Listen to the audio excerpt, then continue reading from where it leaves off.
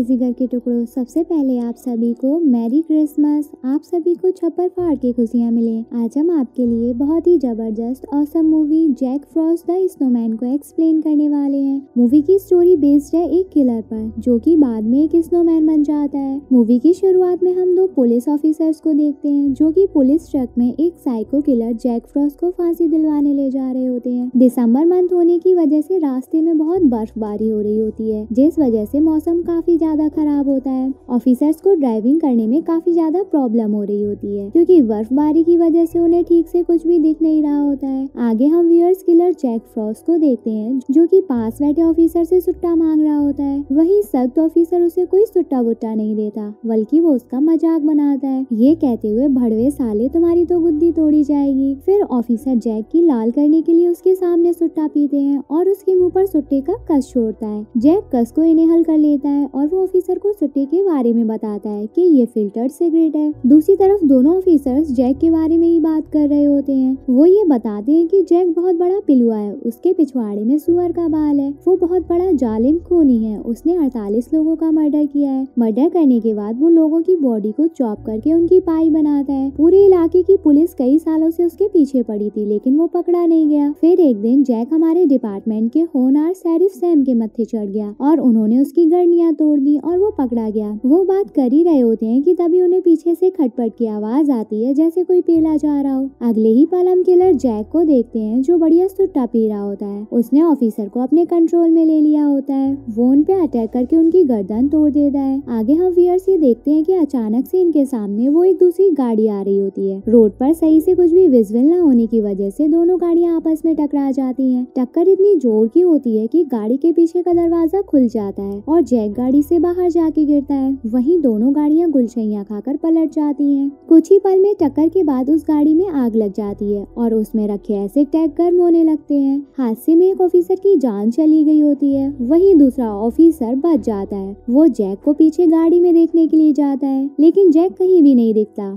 इससे ऑफिसर काफी ज्यादा शॉक्ड हो जाता है और फिर तभी एकदम से जैक ऑफिसर के सामने आ जाता है। वो ऑफिसर का मजाक बनाता है, ये कहते हुए, मुझे तो नहीं ढूंढ रहे हो ना सुअर साले, कुत्ता भर दूंगा तुम में सालों। ये कहकर जैक ऑफिसर की तरफ बढ़ने लगता है। ऑफिसर की फट जाती है। तभी हम व्यूअर्स ये देख पाते हैं कि गाड़ी में आग लगने की वजह से टैंक काफी गर्म हो जाता है और एकदम से एसिड भरा टैंक ब्लास्ट हो जाता है। ब्लास्ट होते ही सारा का सारा एसिड जैक के ऊपर गिर जाता है। फिर देखते ही देखते जैक जलने लगता है और उसकी पूरी बॉडी मेल्ट होने लग जाती है। ऑफिसर अपनी आंखों से जैक को दर्द में तड़पता हुआ देख रहे होते हैं। जैक सड़क पर गिर जाता है, उसकी पूरी बॉडी मेल्ट हो जाती है और फिर अचानक से जैक की पूरी बॉडी गायब हो जाती है। ये भसड़ देखकर ऑफिसर चक्कर में पड़ जाता है, उसकी समझ फेल हो जाती है। आगे ये दिखाते हैं कि केमिकल रिएक्शन की वजह से जैक की बॉडी के सेल का बर्फ के साथ फ्यूजन हो जाता है और जैक बन जाता है एक स्नोमैन। 3 इंड होता है। ये दिखाते हुए कंफ्यूज्ड ऑफिसर बर्फ में हलचल करती किसी चीज पर गोली चला रहा होता है। इसके बाद के सीन में हम शेरिफ सैम से मिलते हैं, जो अपनी फैमिली के साथ कहीं जा रहे होते हैं। उनकी वाइफ उन्हें ये कहते हुए रिलैक्स करती है, एजी चिंता नहीं करो ना, किलर जैक को तो आपने पकड़ ही लिया है और अब उसे सजा भी हो गई है। वहीं ऑफिसर सैम एक मोमेंट को याद करते हैं जब उन्होंने जैक को पकड़ा था। जैक रोड के किनारे टैंक खाली कर रहा होता है। ऑफिसर सैम ने उसे गन पॉइंट पर लेकर उसकी कुत्ती सुझा दी होती है। फिर कोर्ट में ट्रायल के बाद उसे सजाए मौत दे दी जाती है। उस डिसीजन के बाद किलर जैक बौखला जाता है। उसे सैम पर बहुत गुस्सा आता है। जैक ऑफिसर को धमकी देता है कि वो कैसे भी मौका पाकर उसकी अक्की फैमिली को उड़ा डालेगा।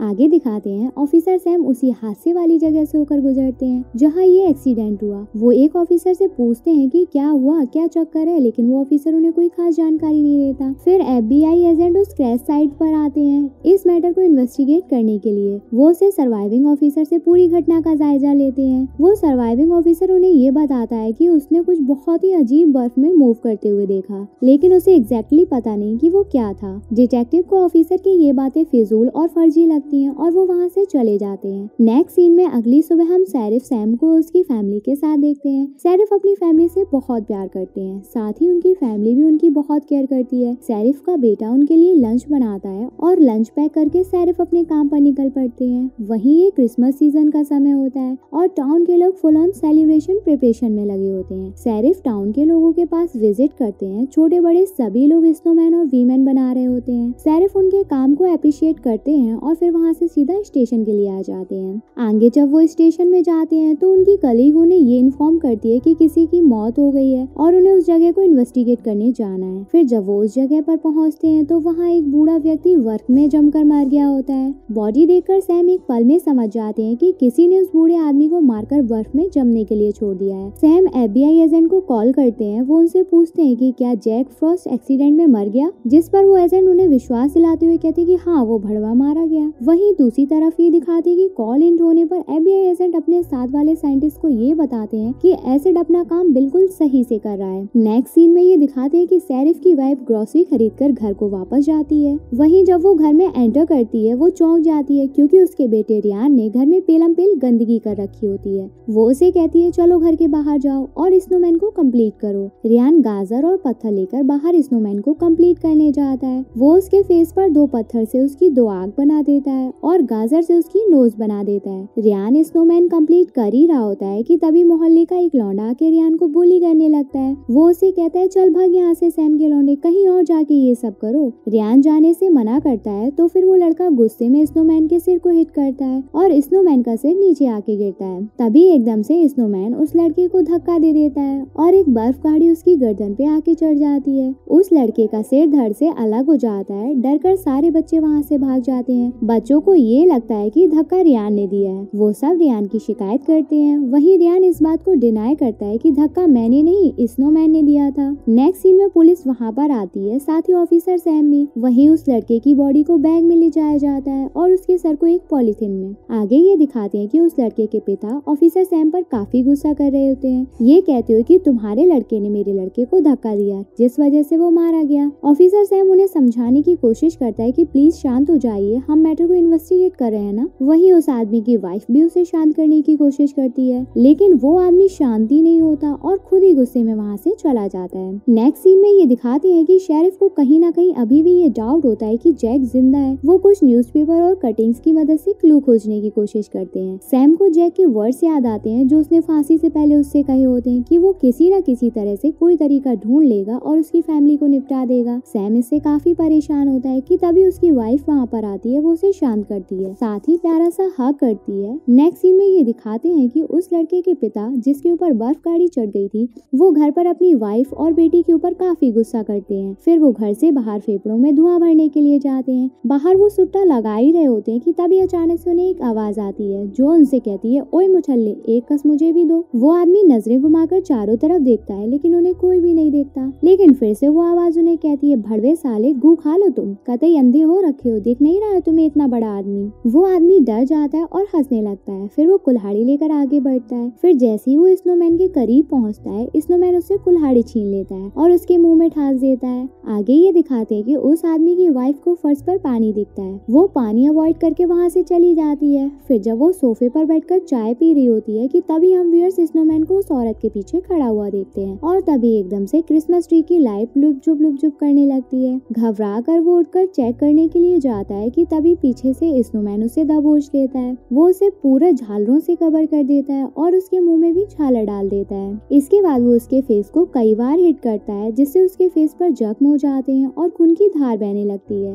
आगे स्नोमैन उस औरत को क्रिसमस ट्री से बांध देता है और उसके सर पर स्टार लगा देता है जिससे उस औरत की भयानक मौत हो जाती है। फिर कुछ देर बाद पॉल इनके घर पर कुछ सामान देने के लिए आता है। उसकी फट तो दब जाती है जब वो देखता है कि किसी ने उस औरत का जबरन मर्डर करके उसे क्रिसमस ट्री से बांध दिया है। तभी एकदम से उसे किसी के चिल्लाने की आवाज आती है। पॉल का हक जाता है और वो घर से बाहर भाग जाता है। फिर शेरिफ सैम को जब ये बात पता लगती है तब वो 2 ऑफिसर्स के साथ इन्वेस्टिगेशन के लिए जाते हैं। शेरिफ समझ नहीं पा रहे होते कि आखिर ये मर्डर्स क्यों हो रहे हैं। वहीं फिर जब वो वापस से पुलिस स्टेशन जाते हैं तो FBI एजेंट उनका वहाँ पर वेट कर रहे होते हैं। FBI एजेंट के साथ वो साइंटिस्ट मिलर बॉल्स भी होते हैं जिन्होंने वो केमिकल एसिड बनाया होता है। एजेंट सैम से मिलते हैं लेकिन वो मिस्टर बॉल्स के बारे में झूठ ही कह देते हैं कि ये भी एक एजेंट है। वो उन्हें ये कह के इंट्रोड्यूस नहीं करवाते कि ये एक जेनेटिक रिसर्च साइंटिस्ट है। शेरिफ उन्हें भी उस मर्डर वाली जगह यानी कि उस घर में लेके जाते हैं। घर में पहुंचकर मिस्टर बॉल्स एक इंस्ट्रूमेंट की मदद से उस फर्श पर पड़े पानी में हार्मोन्स को मेजर करते हैं। असल में ये जैक की बॉडी के ही सेल्स होते हैं जो कि अब स्नोमैन बन गया है। मेजर करने करने के बाद मिस्टर बॉल एजेंट को बताते हैं कि जैक एक स्नोमैन में ट्रांसफॉर्म हो गया है। वो अपनी इच्छा से कैसे भी कभी भी स्नोमैन बन सकता है। वो आगे बताते हैं कि उसने इन्हें मारने से पहले खुद को वाटर स्टेट में ट्रांसफॉर्म किया था और पीछे के दरवाजे से वो अंदर घुसा था और फिर उसने उस औरत का मर्डर कर दिया। नेक्स्ट सीन में ये दिखाते हैं कि ऑफिसर सैम टाउन के लोगों से चर्च में मिलते हैं। वो उन्हें इस डेंजर के बारे में अवेयर करते हैं, साथ ही उनकी सेफ्टी के लिए अगले 24 घंटे तक सभी को घर में रुकने के लिए सजेस्ट करते हैं। वो लोगों को ये सब बता ही रहे होते हैं कि तभी वहाँ पर पॉल आ जाता है। वो बहुत घबराया हुआ होता है, वो बड़बड़ाए जा रहा होता है। शेरिफ सैम उसे शांत करने की कोशिश भी करते हैं। तभी वहाँ पर एजेंट और मिस्टर बॉल्स भी आ जाते हैं। इधर पॉल पागल कुत्ते की तरह भौंके जा रहा होता है। एजेंट इससे काफी इरिटेट हो जाते हैं और वो पॉल को पंचिंग बैग समझकर उसका मुंह तोड़ देते हैं। वो उसे गरियाते हैं, भड़वे साले निकल जा कल्ले के लौंडे, मार मार के जेब्रा बना दूंगा। पॉल उधर पर ही लौट जाता है। इसके बाद ऑफिसर सैम अपने एक ऑफिसर से उसका ध्यान रखने को कहते हैं। आगे ये दिखाते हैं कि एक ऑफिसर टाउन में पेट्रोलिंग कर रहे होते हैं कि तभी उन्हें रोड के बीचों बीच एक स्नोमैन दिखता है जिसने अपने हाथ में स्टॉप का एक साइन बोर्ड पकड़ा हुआ होता है। ऑफिसर गाड़ी को रोक देते हैं और गाड़ी से उतरकर डिग्गी से शॉवेल लेने जाते हैं ताकि वो उस स्नोमैन को बीच रोड से हटा सके। फिर ऑफिसर एकदम से शॉक्ड हो जाते हैं क्योंकि उन्हें स्नोमैन कहीं भी नहीं दिखता, बल्कि उस जगह पर पानी होता है। ऑफिसर की गैंड फट जाती है और वो शॉवेल को वापस से डिग्गी में रख देते हैं। आगे जब वो डिग्गी बंद करते हैं और वापस से कार में बैठने के लिए जाते हैं तो उनकी आंखें फट जाती हैं क्योंकि ड्राइवर सीट पर स्नोमैन यानी कि जैक फ्रॉस्ट बैठा हुआ था। स्नोमैन गाड़ी को स्टार्ट करके गाड़ी ऑफिसर के ऊपर चढ़ा देता है और उन्हें कई बार कचरता है जिससे उसकी वही मौत हो जाती है। नेक्स्ट सीन में ये दिखाते हैं कि एक लड़की अपने बॉयफ्रेंड के साथ शेरिफ सैम के घर में चोरी से घुस जाती है ताकि वो और उसका बॉयफ्रेंड सैम के घर से वाइन चुरा सकें और उनके घर के पलंग पर टुपुक टुपुक करें एज ए रिवेंज। ये लड़की कोई और नहीं बल्कि उसी लड़के की बहन होती है जिसके भाई के गले में बर्फ गाड़ी चढ़ गई थी और वो मारा गया था क्योंकि उसकी फैमिली को अभी भी यही लगता था कि इसमें कसूर केवल सैम के लड़के का है। वो एज ए रिवेंज लेने सैम के घर आई होती है। वहीं दोनों जैसे ही शेरिफ सैम के घर जाते हैं, दोनों खुद को कंफर्टेबल करने के लिए अपने कपड़े रिमूव कर देते हैं। दोनों एक दूसरे को किस भी करते हैं। वहीं जिल अंदर रूम में चली जाती है और टॉमी बढ़िया वाइन पीने लगती है। तभी टॉमी को विंडो से बाहर कुछ खटपट की आवाज आती है। उसकी लौका दे जाती है। वो नीचे छिप जाता है और पास की कबर्ड से नाइफ निकाल लेता है। फिर जैसे ही वो मटकते मटकते दरवाजे तक पहुंचता है कि तभी एकदम से स्नोमैन उसे दम भर उसके मुंह पर एक पंच देता है। टॉमी दूर जाके गिरता है। भड़बड़ाकर वो कई बार स्नोमैन को नाइफ से स्टैब भी करता है लेकिन उसका कोई भी फायदा नहीं होता। फिर स्नोमैन अपनी तेज नुकीली वर्फ शेप लॉन्चर को टॉमी के कंधे और भेजे में बेल देता है और उसकी भी वही मौत हो जाती है। वहीं जिल शॉवर लेने के लिए बाथटब में जाती है और रगड़ कर नहाने लगती है कि तभी हम व्यूअर्स ये देख पाते हैं कि स्नोमैन की नाक यानी कि वो गाजर ऊपर पानी में तैरने लगती है। असल में दोस्तों स्नोमैन ने खुद को वाटर स्टेट में ट्रांसफॉर्म कर लिया होता है और वो उसी बाथटब में होता है। स्नोमैन बाथटब को फ्रीज कर देता है और फिर जिल को दबोच लेता है। आगे ये दिखाते हैं कि स्नोमैन अपनी कैरेट यानी कि गाजर से जिल को सेक्सुअली अब्यूज करता है। वो उसके साथ उठा पटक मचा देता है। जिल ये सब बर्दाश्त नहीं कर पाती और उसकी भी वही मौत हो जाती है। इसके बाद स्नोमैन अपनी कैरेट को वापस से अपनी जगह पर लगा लेता है। नेक्स्ट सीन में पुलिस स्टेशन को दिखाया जाता है जहाँ शेरिफ एजेंट और मिस्टर बॉल्स टाउन में सिक्योरिटी बढ़ाने को लेकर डिस्कस कर रहे होते हैं। अचानक से उन्हें बाहर से हुटर की आए आए की आवाज आती है। फिर जब वो बाहर चेक करने के लिए जाते हैं तो उन्हें वही पुलिस कार दिखती है जिसमें एक ऑफिसर टाउन में पेट्रोलिंग के लिए गए होते हैं। सैम के चेक करने पर उन्हें कार में कोई ऑफिसर नहीं दिखता बल्कि वो पूरी कार गीली होती है। यहाँ हम व्यूअर्स तो जानते हैं कि कार में स्नोमैन है। तभी एकदम से स्नोमैन खुद को पानी से स्नो में ट्रांसफॉर्म कर लेता है। स्नोमैन को देखकर सबका चिरक जाता है। वहीं FBI एजेंट स्पेशल गन से स्नोमैन के भेजे को उड़ा देता है लेकिन स्नोमैन को घंटा कुछ नहीं होता। वो अपना सर वापस से लगा लेता है। स्नोमैन इन पे अटैक करने वाला होता है लेकिन इससे पहले स्नोमैन ऐसा कर पाता वो सब थाने के अंदर आ जाते हैं। अब यहाँ FBI एजेंट यहाँ रिवील करते हैं कि भड़वा जैक फ्रॉस्ट अभी भी जिंदा है। वो उस केमिकल एसिड की वजह से एक स्नो मॉन्स्टर बन गया है। एजेंट ये बता ही रहे होते हैं कि तभी अचानक से जैक खुद को वाटर स्टेट में ट्रांसफॉर्म कर लेता है और थाने में अंदर आ जाता है। वो इन पे अटैक करने की कोशिश करता है लेकिन ये पीछे की विंडो तोड़कर थाने से बाहर निकल जाते हैं और पूरे पुलिस स्टेशन को एरोसॉल की मदद से उड़ा देते हैं। स्नोमैन के धमाके में चीथड़े उड़ जाते हैं। वहीं स्नोमैन तो बर्फ का बना है, उसे कुछ नहीं होता।